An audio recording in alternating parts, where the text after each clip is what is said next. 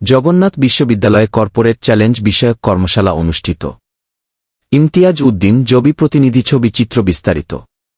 জগন্নাথ বিশ্ববিদ্যালয়ের ফিন্যান্স ক্লাবের উদ্যোগে সোমবার 11 আগস্ট সকালে কর্পোরেট চ্যালেঞ্জ বিষয়ক suit up ready for the corporate challenge শীর্ষক কর্মশালা অনুষ্ঠিত হয়েছে।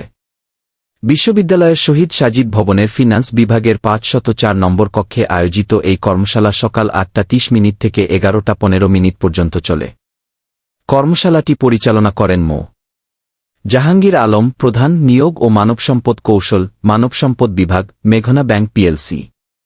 তিনি অংশগ্রহণকারীদেরকে কার্যকর সিভি ফরম্যাটিং, কন্টেন্ট স্ট্র্যাটেজি এবং ব্যক্তিগত ব্র্যান্ডিং সম্পর্কে গভীর ধারণা দেন, যা শিক্ষার্থীদের বর্তমান প্রতিযোগিতামূলক চাকরির বাজারে আলাদা করে তুলতে সহায়ক হবে।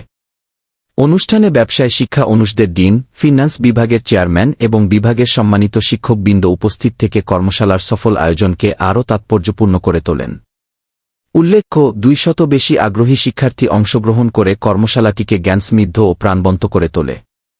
তারা কর্পোরেট জগতে টিকে থাকার জন্য প্রয়োজনীয় বাস্তব অভিজ্ঞতা ও কৌশল সম্পর্কে সরাসরি শিখতে পারে।